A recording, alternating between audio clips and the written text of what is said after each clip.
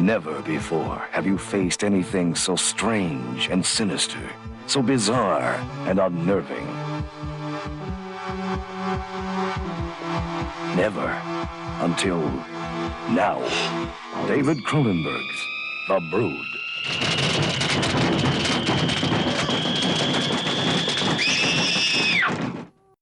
Okay, movie review time. Doing kind of a classic horror movie that maybe is not as well known as some other classic horror movies. This is a good one, man. This was scared the shit out of me when I was a kid. It's a Cronenberg flick called The Brood. And, of course, it's got old Oliver Reed in it. And that dude, he always scared me, you know. It always just seemed like he was like one drink away from whipping your ass. Yeah. Constantly on the edge. Because I think you mentioned that, too, in our review on Burnt Offerings. You mentioned how much he frightened you. Yeah, when I was a kid, I was scared to death of that guy. Yeah, which is very funny because everyone that's worked with him, I mean, obviously, he was an alcoholic, and when he was drunk, he, did various shenanigans and got arrested and whatnot. Yeah, he was funny, evidently, though. But but everyone said when he was sober and when he was working and stuff like that, he was actually very personable, very funny, very friendly.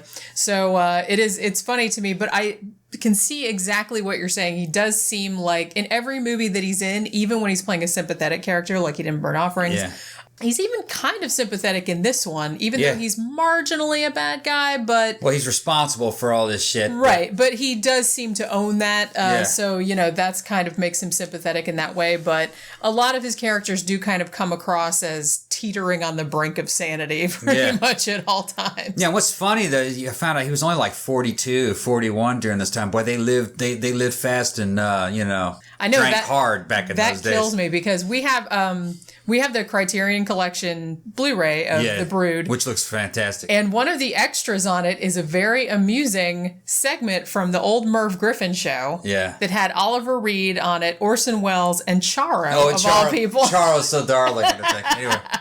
She's adorable. Yeah. She doesn't talk much in this one because it's mostly Oliver Reed talking and talking shit with Orson Welles. But... the second that Oliver Reed said that he was 42, I was like, we were like, what? I was like, wow, that's 3 years younger than me, and he looked, he looks considerably older. People aged faster back then. Well, it was all the drinking and smoking and hard living.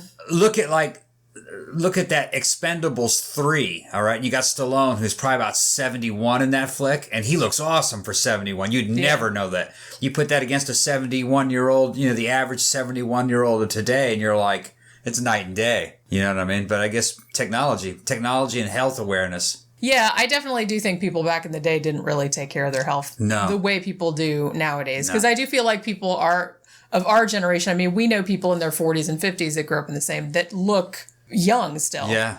That you would never know how old they were. Yeah. Whereas, when I look at pictures of people who are in their 30s and 40s, or even see in movies like actors and stuff who you would presume would look, better than regular people. Yeah. You see them in movies, they were in their 30s and 40s and they all looked old. They look pretty old. Yeah. Anyway, let's get back to the movie. All right. I mean, this is a cool flick. It's basically about a guy he's breaking up with his wife. His wife's kind of like in this cult. It's not really a cult. But it's run like a cult. What was it called? It was something about the psychoplasmics. Yeah. Which might be something it's kind of like therapy, like psychological therapy for mentally disturbed people, and kind of has some cult-like, almost Scientology level, I don't know, kind of like OT, mind powers, seem to be involved with this. And why this is in this movie is because back in the late 60s and in the 70s, that middle-class lifestyle really started to kick in with the single income families. The wives were like stay-at-home wives. They lived pretty good lives, and they started to develop, like white people problems. Neuroses. They started to develop like first-world problems. So it was kind of like a hip thing to do back in the 70s to get involved with these like self-exploration, self-development, I need a mentor, I need a daddy programs is kind of what they were.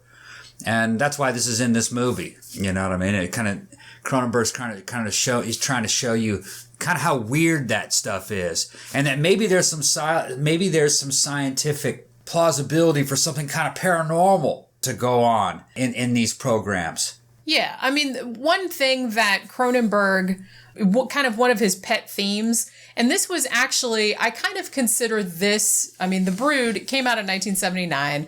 I consider this his first great film. It's a good film. He had done, some kind of independent shorter films, Crimes of the Future and stuff like that. He had made Rabid. Yeah. He had made Shivers. He made a car racing drama called Fast Company before this one. And actually, the next film he was supposed to do after Fast Company was supposed to be called The Sensitives. That was the script he was working on. Now, that would later become Scanners. But because circumstances in his own life intervened, he actually wrote The Brood first and wanted to work on that first. Because I don't know if you guys know, but David Cronenberg was going through a very, very nasty divorce when this movie was written that involved a very bitter custody battle. The mother of his child was going to take the kid and go off and live with these quote unquote nice people, which is implied that she was going to go live in a cult with the kid.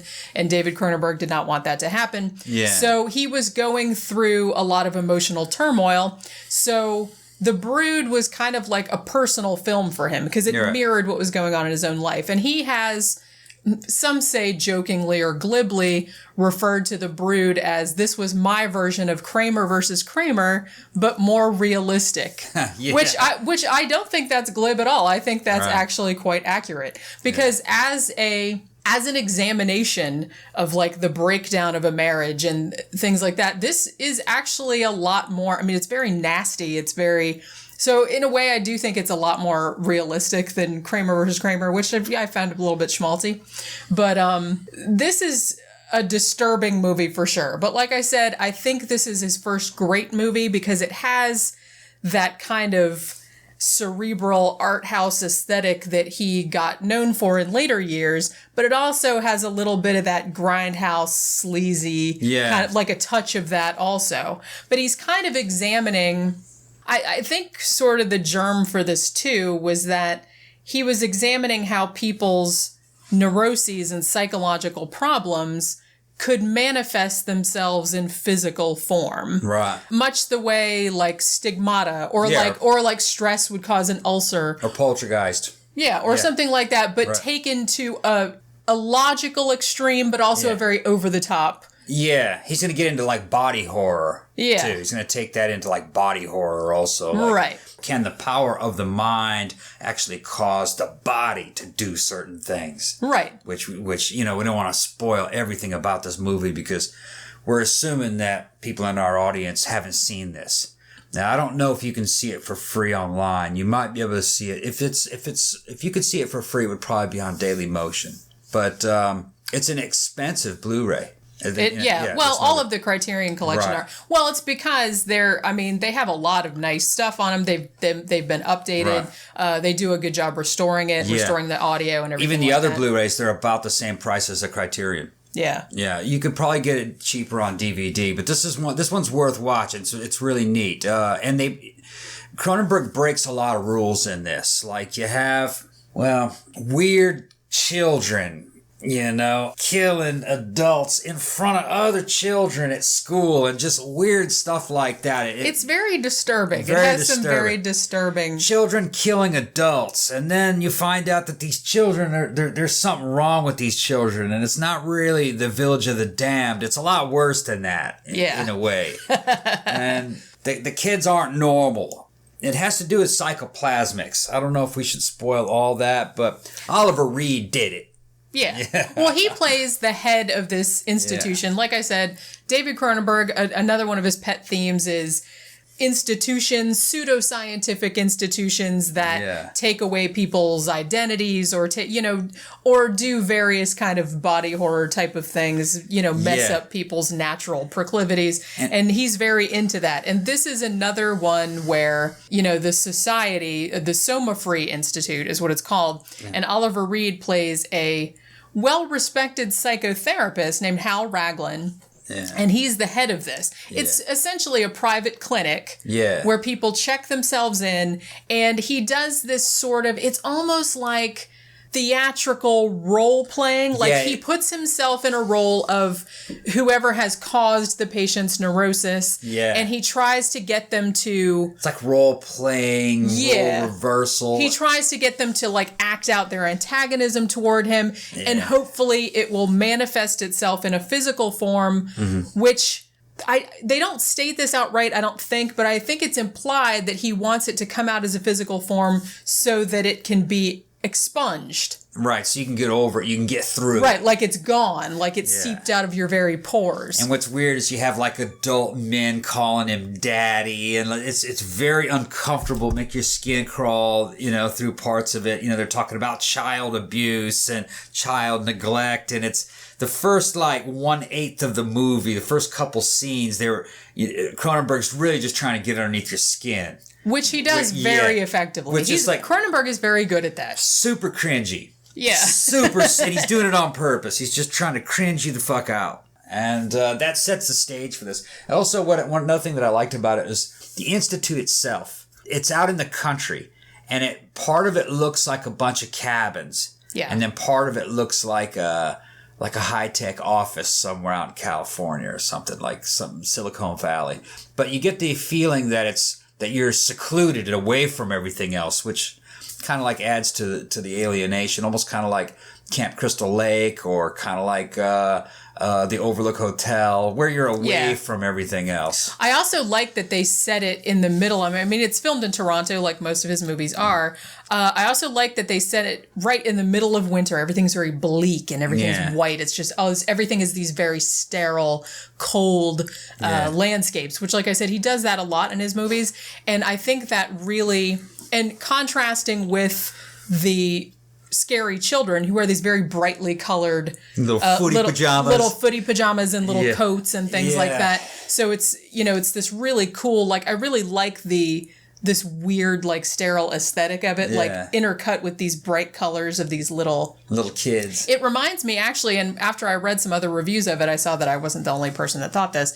The way that the little kids look in the little bright colored coats, it reminded me of Don't Look Now, the horror movie with Donald Sutherland, Nicholas Roeg. I didn't see his movie, because that was the same kind of thing. It was like a little kid in a red coat, and it was a similar kind of thing. And that came out in 1973. I actually want to do a review on that too, because that's one of my favorite movies. But I think he's actually paying homage to that, because there's scenes in it that are very, very similar to the last part of Don't Look Now. So I think that was deliberate.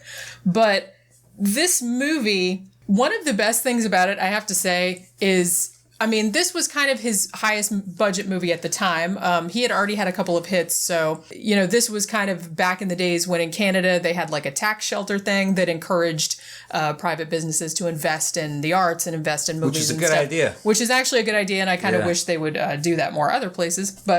But they did that a lot back in the day. So he got a lot of funding from that. So this cost about 1.5 million Canadian dollars at the time to make. So he could actually hire Oliver Reed, who was a big star, Samantha Eggar, who was also a very big star at the time. Although she had never done horror before, she was actually only on set for 4 days. They filmed all her stuff in a very compressed, because this was still fairly small budget film, and the crew was only 7 people. It has a good feel to it, though. A good mixture of a high quality, low budget film that was kind of well crafted. It's not like a schlock film where the guy's definitely not. Cronenberg cared about. Like I said, movies, as much as I love Rabid and Shivers, those his early films. I haven't seen Fast Company. That's not a horror movie, but this one, like I said, seemed to where. This was where he really came into his own, and you could tell this guy is a genius and he's going places. Just the whole thing about the way it's shot and everything. But I was going to say that Samantha Eggar, she was to me, she was Oliver Reed is great in this. Samantha Eggar she's kind of like the creepy heart of this movie. Yeah. Just the way her eyes, the whites of them are so white and you know what I mean? And she's just so eerie, but kind of sympathetic too, because she's mentally ill. She's a victim also, but then she's also kind of a monster. So it's this really weird balancing act. And I like that they did that in this movie, that everyone is still kind of sympathetic, even if they've, even Oliver Reed's character, Hal Raglan, even though he's responsible for a lot of the horrible things that happen, he's still a sympathetic character. He's still a likable character. He's not portrayed as like a cackling mad scientist or anything like that. No, he's not evil. No. Like, it was just kind of like the horror of misplaced intentions, and maybe he took things farther than he should have when something, went in an interesting direction. He pursued it when maybe he should have stopped, doing that before it got to that level. Yeah. But he's not a bad person. Yeah, Psychoplasmics. Psychoplasmics. It was called the Institute of Psychoplasmics. Is that what it was called? Well, no, the place was called the Soma Free. Soma Free. Which I wonder if that's an Aldous Huxley reference. Soma Free Institute of Psychoplasmics. I think it was just called, Soma Free Institute of Psychoplasmics was the thing that this psychotherapist invented. Yeah. This particular therapy method that he was using, trying to get these. Like I said, trying to make a physical manifestation of, and in the book, in the movie, he's written a book called The Shape of Rage, which is kind of like, was supposedly a bestseller and everything like that. What I liked about it when they showed the Institute, they're all the students I guess they're not students. I guess they're all the patients coming out of the Institute, and they're all going to the bus, remember, outside. And just the way that looked, that 70s, late 70s, early 80s aesthetic. As a kid, I remember things looking like that. Yeah. And the people and everything. It was almost kind of like took me back to those days, and the eeriness of some of the things that would happen during those days, like, especially with like Mad Mountain Poltergeist and stuff like that. It was just there's a lot of... It was a weird time to live through that time. Yeah. It was a weird time for movies.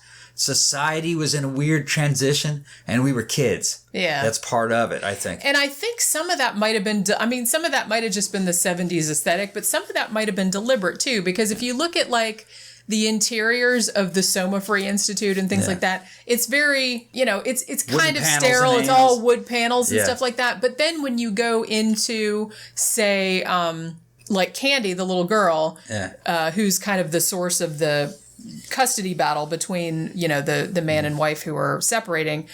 When you go to her grandmother's house, it's just this riot of like patterned wallpaper and like all these different patterns. And it's very, visually confusing. It's visually. So I don't know if he did that on purpose or if that was just happened to be where they were shooting and that's what the house looked like.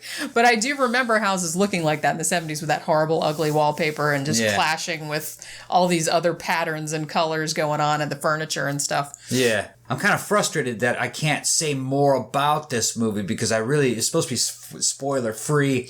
It's kind of not really a review, but a retrospective and a recommendation to our audience that this would be a good one.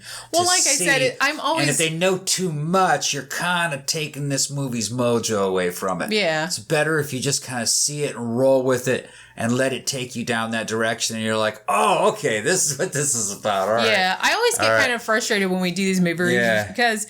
Especially for a movie as old as this, it's like I know I can't assume that everyone has seen it, especially ones that aren't, as well known maybe. Yeah. Like I would assume people had seen, like, say, Videodrome, if we're just talking about Cronenberg movies, but maybe not The Brood because it's like slightly lesser. And it's similar to Videodrome in the certain feel, the theme of it. It's not quite as extreme as Videodrome, but... It kind of gives me the same vibe. Well, the thing that creeps me out, I think I find The Brood scarier than Videodrome. It's more a straight horror flick, whereas Videodrome has a lot of sci-fi elements. True. The Brood is almost like I said, it's almost like an art house version of a Grindhouse movie. But then again, it has a very... Don't Look Now kind of subtle ratcheting up of tension. A lot of the scenes are, especially with the little children and stuff like that, are really creepy. They don't really show them much. It's very subtle with suggestion. So when there are scenes that are just like really disturbing and off-putting, like the one at the end, which I'm not going to say what it is, but so it has that much more impact. Yeah. Plus, I do feel like you get really invested in the characters. And I have to give a shout out here to Cindy Hines, who plays the little girl, Candy, in the movie. She actually, this might have been her first film. She had done commercials and things before this. And she was in a couple more horror movies. And then she retired from acting when she was a teenager because she just wanted to pursue other things. There was actually an interview with her and Art Hindle, who plays the main guy in this. And they kind of went back to the school where it was filmed. And she's all grown up now, obviously, but she was talking about what a fun experience it was. I think she was great in this. She is really, because so much of her role, this kid goes through some shit in this movie. Yeah. Like, she sees things that no child should ever have to see ever. Yeah. And you can just see the horror and the trauma, like, on her face. Yeah. But then she's kind of like trying to remain stoic and all this other stuff. But then at the end, when everything goes to shit and everything like that, just her freaking out and stuff, like, it's just so realistic. Yeah, and it has kind of an open ending. It kind of has an open-ended ending. Yeah. Where this little girl might fall victim to this phenomenon also. Yeah, they do leave that. Cool. Yeah, they do leave that open. So yeah, it is kind of a disturbing ending in that sense. That it might be, because this whole thing is kind of about repeating the cycle. Yeah. Like I said, child abuse, alcoholism, things like that. So a lot of that. And Oliver Reed, one drink away from whipping your ass. Yeah, pretty much. Yeah. But yeah, definitely. If you're into Cronenberg, like if you know who Cronenberg is, obviously, and you've seen some of his other movies, this kind of theme will be very familiar to you. Yeah. But as I said, I really feel like, and I've seen most of his movies over the years, this movie is kind of his most personal one.